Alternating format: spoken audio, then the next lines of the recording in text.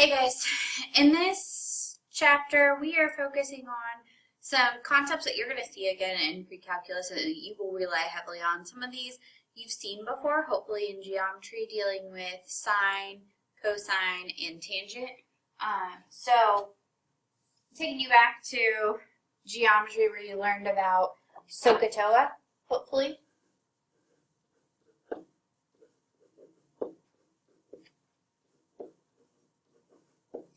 So when we are looking at this is right triangle trigonometry, and this is what we looked at in geometry.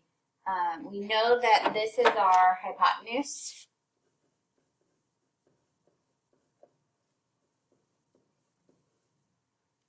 If theta is our angle, then the side across is called the opposite. And the side next to it is called the adjacent. So the O, the A, and the H all go with that combination with sine, cosine, and tangent. And if you haven't seen this symbol before, this is theta. So sine is opposite over hypotenuse, or the SOH there. Cosine is adjacent over hypotenuse. And then tangent is opposite over adjacent.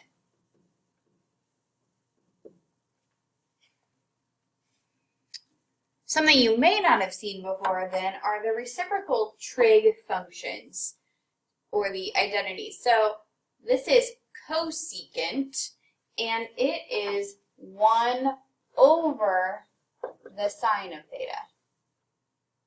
Or then that would mean that it is hypotenuse over opposite. Since sine is opposite over hypotenuse, we just flip that over. Secant is the same as 1 over cosine of theta, or hypotenuse over adjacent. And then cotangent is 1 over the tangent of theta, or adjacent over hypotenuse.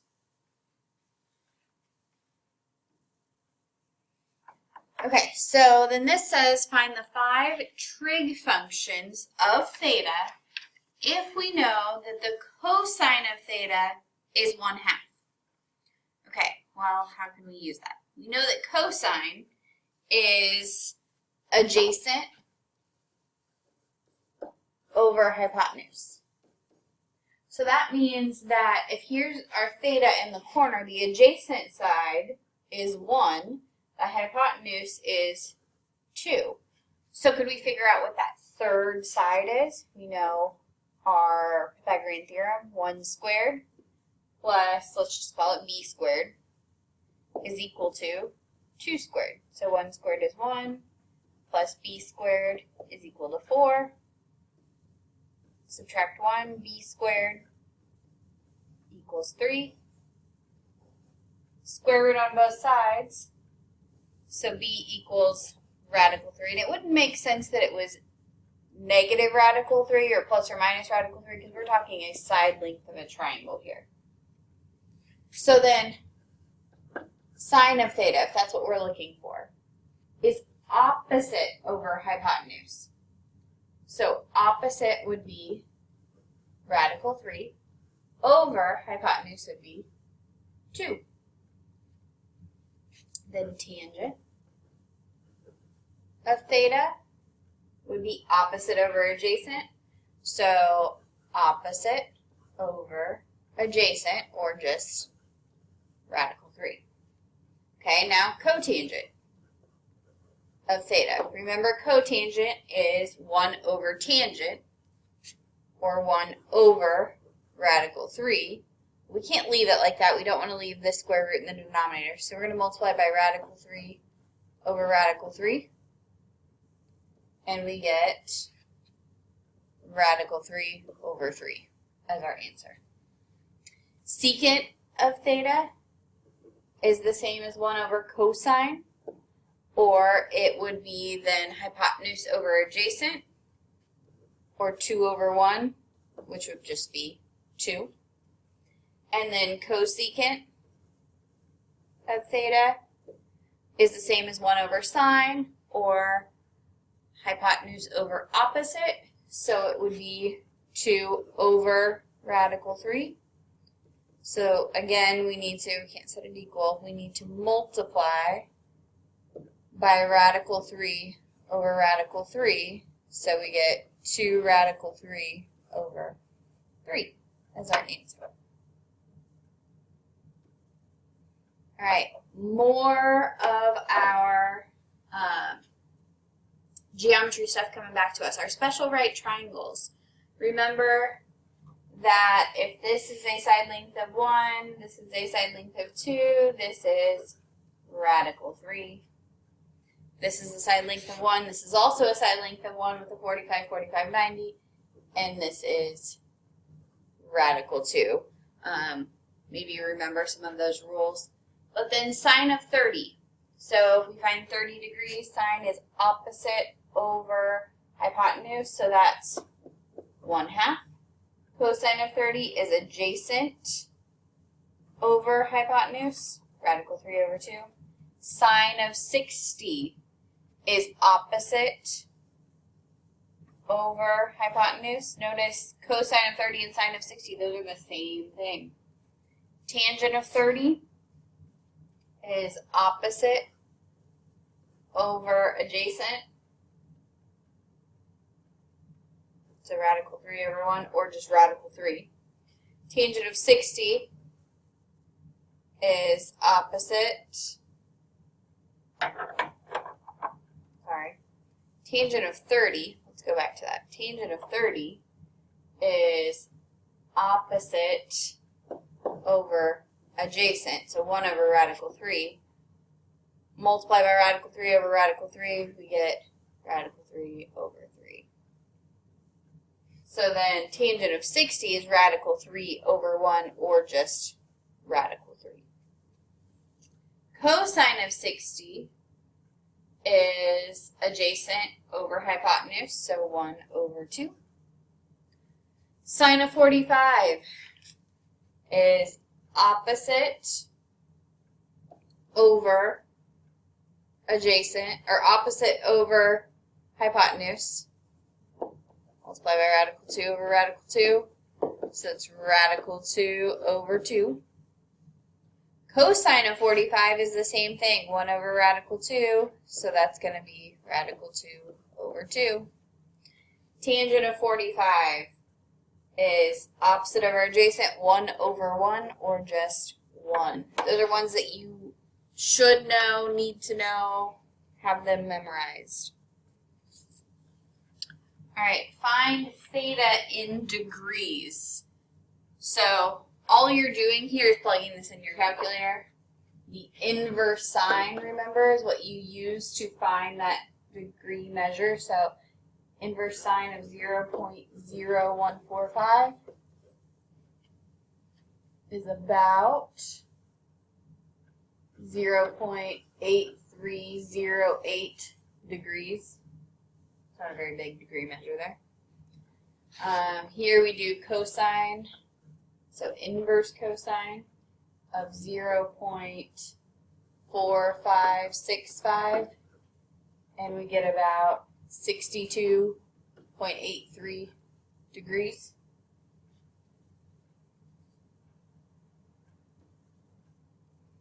All right, so this says to solve the right triangle, find all of the missing parts. So first off, I'm going to label this just so it's a little easier. We'll call this A, we'll call this B, and we'll call this C. So if we know the measure of angle A is 30, we know that we don't know the measure of angle B. Measure of angle C is 90 degrees.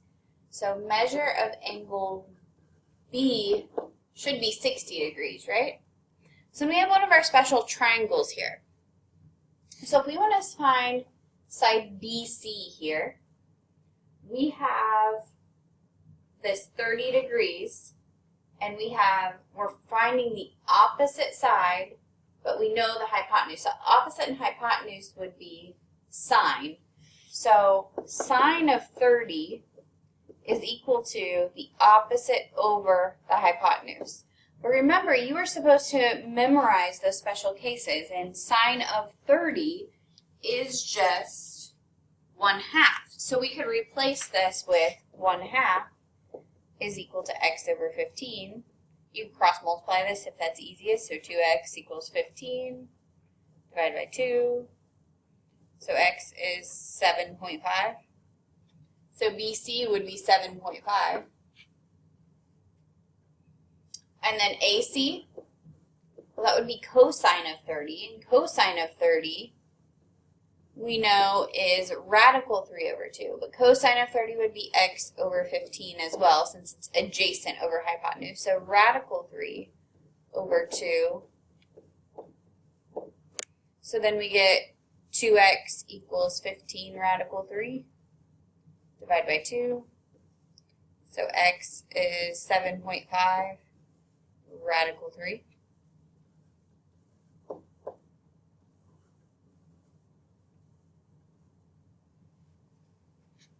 So it works out nicely when we have those values memorized.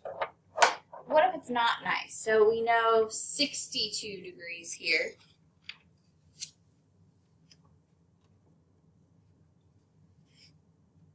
That would mean, let's call this x, y, and z.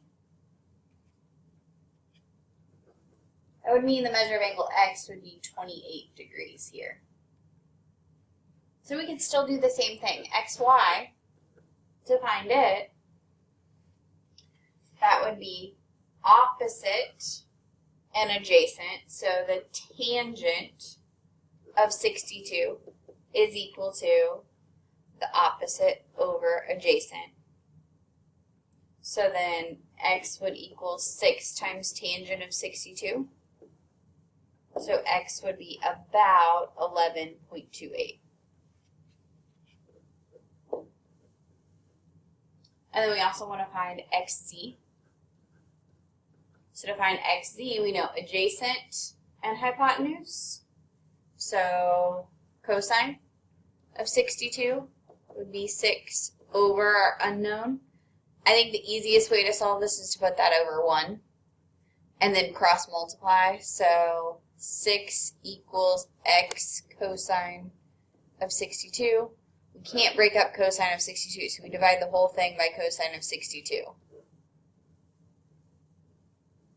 So x is approximately 12.78. So 12.78 is your answer there. Hopefully that's familiar to you from geometry as well. All right, angle of depression and angle of elevation. Well, let's see if I can draw a shape here.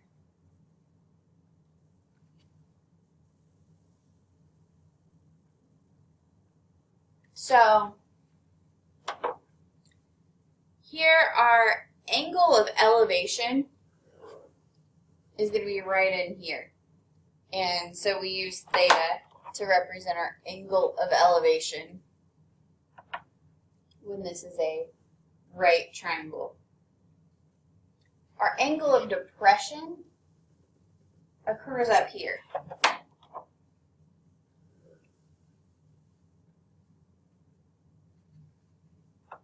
So here's our theta for angle of depression.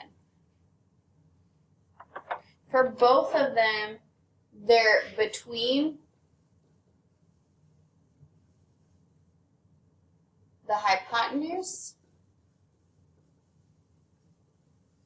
and the horizontal.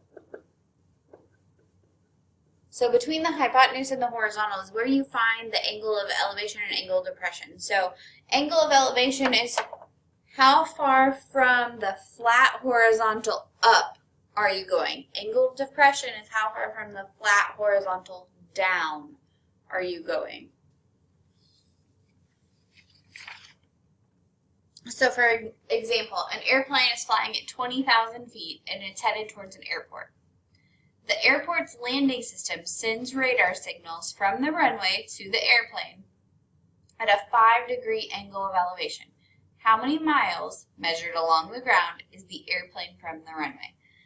Always, when you have one of these, draw out a triangle. So, and it can look like whatever you want it to. Smartboard makes it nice for me to draw out a triangle. But this says an airplane is flying at 20,000 feet. So the height off the ground, the distance to the airplane is 20,000. It says the angle of elevation is 5 degrees. So I know I'm looking for the flat horizontal and the hypotenuse and where they meet. That's right here. And then how many miles measured along the ground is the airplane from the runway? So along the ground is that flat horizontal. So I notice I have opposite and I have adjacent. So tangent of my degree measure, which is 5, is equal to opposite over adjacent. I'm going to put that over 1 and I'm going to cross multiply. So I get x tangent of 5 is equal to 20,000. I divide by tangent of 5.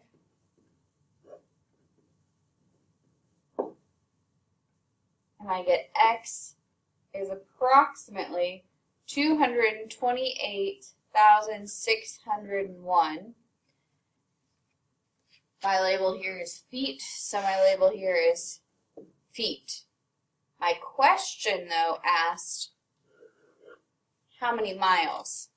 So we know that there are 5,280 miles, or feet in a mile. So we take 228,601, divide by 5,280, and we get about 43.3 miles. Alright guys, that's all I have for you today. If you have questions, come in and see me. Otherwise, I will see you in class.